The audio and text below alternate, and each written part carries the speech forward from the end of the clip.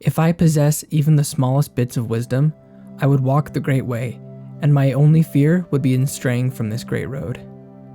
The great way is wide, and the going is easy, but how people seem to prefer the side paths. When the offices of government, the palaces and temples are richly adorned and lavishly outfitted, when the ministers are concerned chiefly with pomp and display, the fields will be dusty and overgrown with rank weeds, and the granaries of the land will be bare. The gentry wear elaborately rich embroidered clothes, eat and drink in excess with their sharp swords at their sides. These are surely the robber barons. This is not in keeping with the way. You do not need to be wise or educated to follow Tao.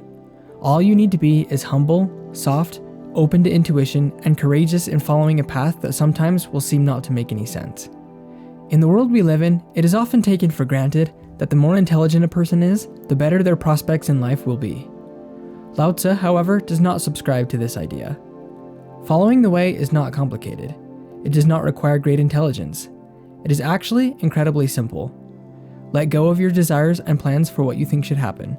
Respond to the pushes and pulls of intuition. Contrary to how it may sometimes seem, this path is actually incredibly easy.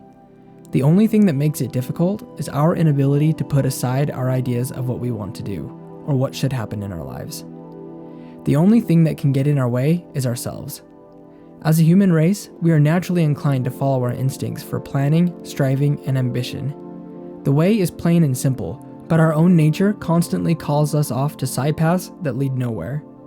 We think that we can find shortcuts to the path, or that there is some treasure hidden on a side path that cannot be gained through our following the way.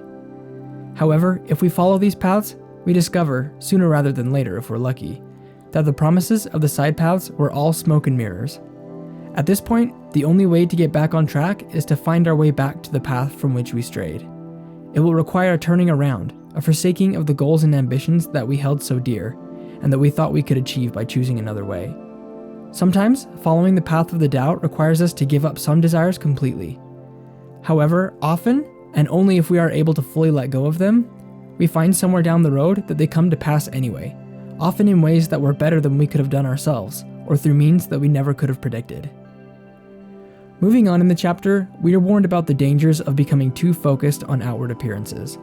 If we spend time and effort on activities and ambitions that are meant to impress others, we will lose out on time and energy that could go towards addressing the things in our lives that really matter. If we become too focused on impressing others, we may be led to pursue this goal at the expense of these others that we are trying to impress. This is separation. Separation runs contrary to the way of the Tao, which is for all things to become one with Tao and one with each other. Seeking to impress others is a symptom of separation, because it shows a focus on the separateness of us and them. If we are truly one with another person, there is no need to try and impress them. Certainly the desire to impress others is a natural human instinct, and learning not to do so will take time.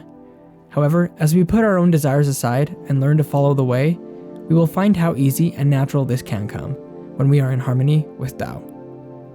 If you want to find a community that enjoys talking about stuff like this, be sure to check out the Discord, where we discuss topics like this every day.